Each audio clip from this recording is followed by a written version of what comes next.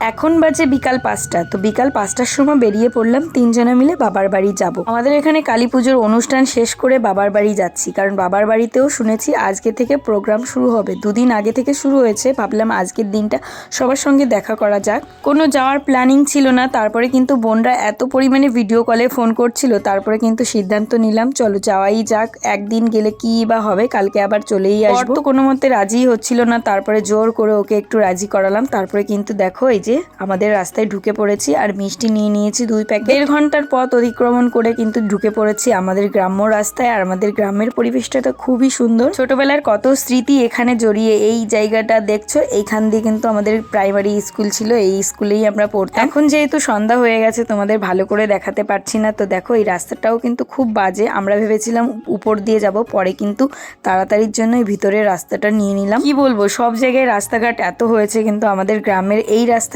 এখনো পর্যন্ত হয়নি। যাই হোক, এই গ্রামের রাস্তাটা যেহেতু হয়নি, প্রচন্ড পরিমাণে গর্ত। ফাইনালি কিন্তু আমাদের গ্রামের বাড়ি ঢুকে গেছি। এই দেখো আমাদের বাড়ির সামনেই কিন্তু কালী পুজো হয়, আর 2 দিন অনুষ্ঠান আছে। এই যে দেখছো, এটা হচ্ছে বৌদি। বিয়ের আগে এই বৌদির সঙ্গে খুব পরিমাণে মিশতাম। তো বিয়ে হয়ে গেছে, মেয়ে হয়ে গেছে, আশাই হয় না। মেয়ের স্কুল প্রাইভেট, এই নিয়ে ব্যস্ত থাকি। তো দেখো আমার কাকিমার ঘরটা কি সুন্দর করে সাজিয়ে। আর সব থেকে বড় কথা, ওরা তো ভিডিও কল করেছিল আমাদের আসার জন্য, কিন্তু আমরা ওকে বলিও নি যে আমরা আসছি। তারপরে কিন্তু আমরা সবাইকে সারপ্রাইজ দেওয়ার জন্য বলেছি যে বাইকটা একটু আস্তে করে দাঁড় করাও, ওইখানে লুকিয়ে লুকিয়ে দেখবো। তারপরে কিন্তু আমি ওদেরকে টুকি দিচ্ছিলাম, কিন্তু দেখি যে ওরা বাইরেই বসে আছে। তারপরে কিন্তু আমার ছোট বোনটা আমাকে দৌড়ে এসে ধরলো যে দিদি তোরা এসে গেছিস। আমরা তো সেই সুন্দর আনন্দ পেয়েছি। ওরও জামাইবাবুকে দেখছে, কারণ জামাইবাবু এই যে প্রায় 2 মাস পরে আমাদের বাড়িতে আসলো। মানে আমার বর মোটে আসতেই চাইছিল না, জোর করে মানিয়ে গুছিয়ে নিয়েছে। আর আমার বোন রেগে আমাকে গলা টিপে ধরছে, বলছে তুই কেনই আসলি, মিথ্যা কথা বলেছিস শয়তান। আর এই যে বিমল বাবু দেখাচ্ছিল, দেখো পিঙ্কুদা আমি একটা ফোন কিনেছি, মানে আইফোন কিনেছে, তাই দেখাচ্ছিল। যাই হোক, দেখো আমরা কিন্তু ঘরে ঢুকে গেছি,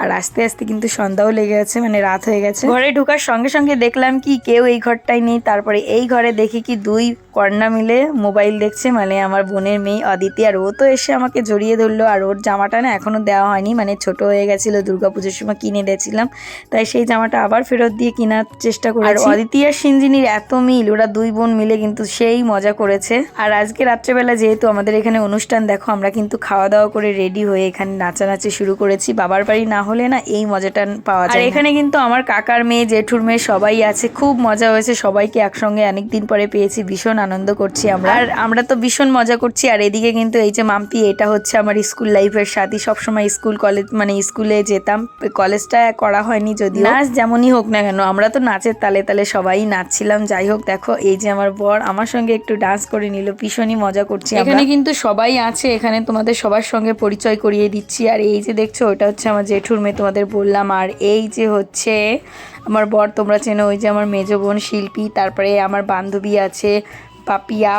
সবাই মিলে দারুণ মজা করেছে, কি বলবো, অনেক দিন পরে সবার সঙ্গে দেখা। আর ওই যে দেখছো, ওটা হচ্ছে পায়েলের বর, মানে আমার কাকার মেয়ের জামাই। যাই হোক, দেখো ভীষণই আনন্দ করছি। প্রতি বছর কালী পুজোতে একদিন হলেও বাপের বাড়ি আসার চেষ্টা করি। আর এসেছে কিন্তু আমার মামার মেয়েরাও, 2 মামার মেয়েকেও ডেকে নিয়েছি যে তোরাও চলে আয়। এই যে দেখো, দেখতেই পারছো। আর আমরা কিন্তু এই সাইডে দাঁড়িয়ে দাঁড়িয়ে ডান্স করছিলাম। তোমাদের তো বলাই হয়নি, আজকে মা রান্না করেছিল দেশি মুরগি, আর দেশি মুরগির ট্রিটটা দিয়েছে মাম্পি, যেহেতু মাম্পি একটা সরকারি জব পেয়েছে। পরের দিন সকালবেলা আমাদের বাড়ি যাওয়ার কথা ছিল, কিন্তু এত সুন্দর অনুষ্ঠান রেখে আর যেতে ইচ্ছা করছিল না, তাই কিন্তু আমার বরকে মানিয়ে আজকের দিনটা রেখে দিয়েছি। আর আজকে আমাদের এখানে হচ্ছে কীর্তন, তো কীর্তনের জন্য কিন্তু আমরা সবাই মিলে স্নান করে চলে এসেছি এখানে একটু গান শুনতে, হরিনাম শুনতে, কৃষ্ণনাম শুনতে। আগের দিন রাত্রেবেলা অনেক রাত পর্যন্ত অনুষ্ঠান দেখেছি, তাই কিন্তু ঘুম থেকে লেট করে উঠেছি। তো দেখো এখানে কিন্তু আমরা বসে পড়েছি, তারপরে কিন্তু আমরা সবাই মিলে তিলক কেটে নেবো। আর বাচ্চারা কিন্তু দারুণ মজা করছিল।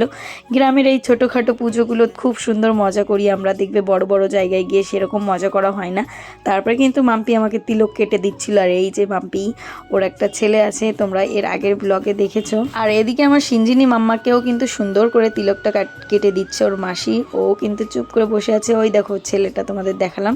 তারপরে বর্ণালী কিন্তু রেডি হয়ে চলে এসেছে। আমরা 2 বোন মিলে ভাবলাম চলো একটু রিলস বানাই, কিন্তু ওই যে রেডি হওয়ার পর না ভুলেই যাই, এই ব্যস্ত হয়ে পড়ি। তারপরে কিন্তু আমরা কীর্তনের গানে একটুখানি নেচে নিলাম আমাদের বাড়ি থেকে, যেহেতু খুব শোনা যাচ্ছিল। তারপরে কিন্তু এখন যাব আমরা আরেকটু ফটো ভিডিও শ্যুট করতে। ফটো ভিডিও মানে নর্মালি যেটা আমরা বোনরা মিলে এক জায়গা হলে করি। দেখো বর্ণালী কি সুন্দর একটা শাড়ি পরেছে, শাড়িটা পরে ওকে কিন্তু দারুণ লাগছে। আর আমাদের এখানে কিন্তু আজকে সারাদিন খিচুড়ি প্রসাদ হবে সারাদিন, আর রাত্রেবেলা কিন্তু অন্য কিছু হবে, যেমন ডাল, তারপরে পনিরের তরকারি, পটলের তরকারি, ঘ্যাট সঙ্গে ডাল, আর হচ্ছে পায়েস। রাঁধুনিগুলো হচ্ছে আমাদের গ্রামের ছেলেপেলেরা, খুব সুন্দর রান্না করে। আমাদের গ্রামের ছেলেপেলেদের রান্নার একটা আলাদা নাম আছে।